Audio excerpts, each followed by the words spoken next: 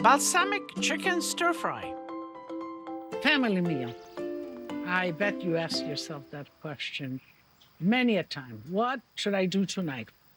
Stir fry Italian style. How's that? One of my favorite cuisines besides the Italian is the Chinese. So I kind of borrowed the idea and made it Italian. Here we have some chicken strips. We are going to season them. And what's good about this, it's a one-pan meal. All in one pan. In and out of the pan will do. Let's put some nice oil here, nice and hot. We want to fry the chicken. Let's do that.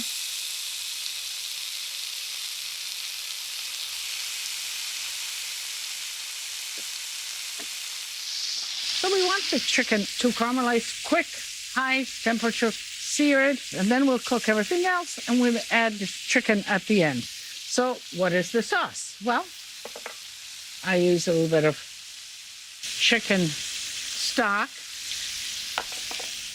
some honey,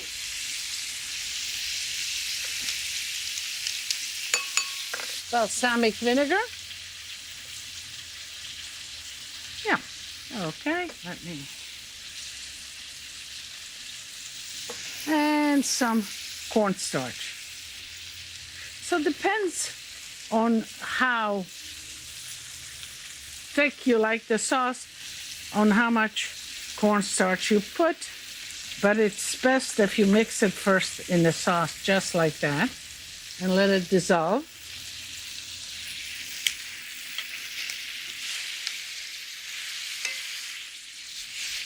So I like my stir fry spicy. I'm going to put a little bit of peperoncino on the chicken, and then I'm going to put some later on with the sauce. Let's get the vegetables ready. And the broccoli. Broccoli is always great for a stir fry. And I have some prepped, but I want to make sure that you use every piece of it.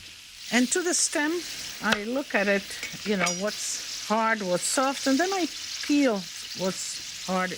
And you just cut it into small pieces, little matchsticks. Just like that, little matchsticks. So let's check the chicken here. I think it's almost there. We don't want to overcook it.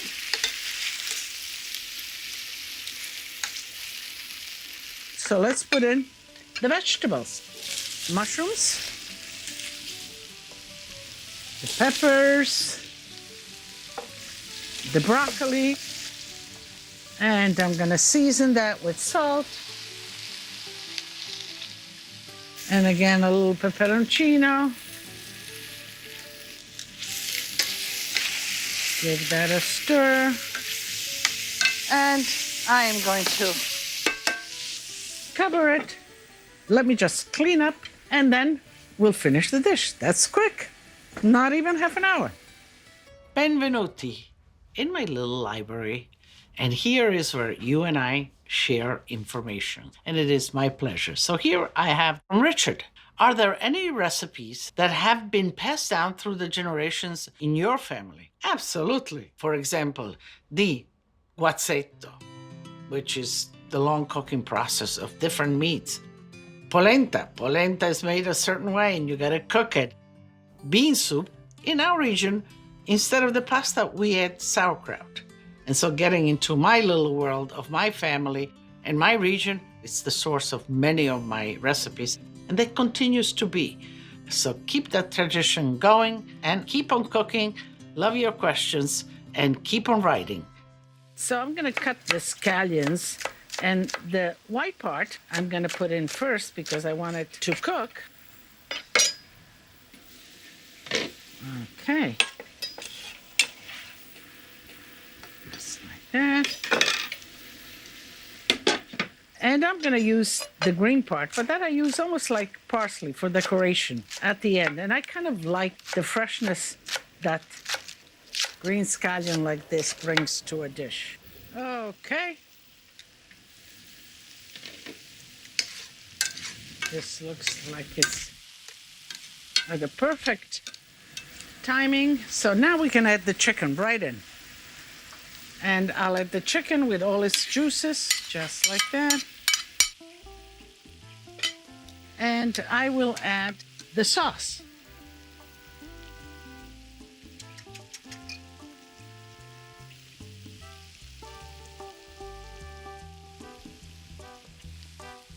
Okay, as you can see, the sauce is densening and it's coating, and you don't want to overcook or over sauce it. So I'm looking at it, I'm examining it.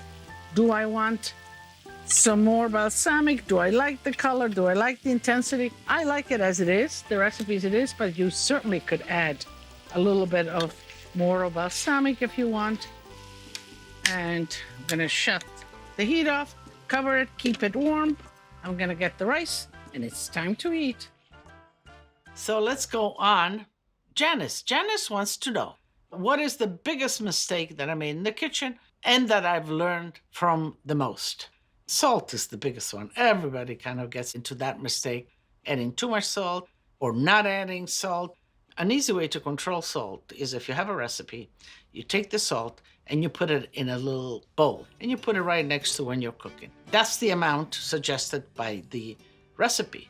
Always leave a little bit of salt, and that's for the correction purposes. You taste, and if you have enough, you stop. That's the best that I can recommend, but mistakes happens to all of us. Good question, good question.